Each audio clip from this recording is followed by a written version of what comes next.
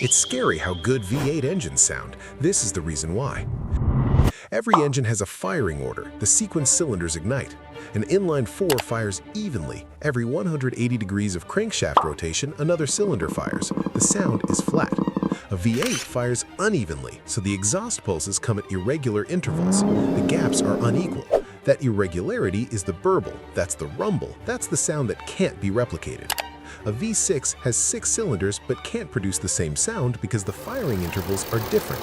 A straight 6 sounds smoother because its pulses are perfectly even. The V8 sounds the way it does because of a mathematical accident in how the cylinders have to be arranged.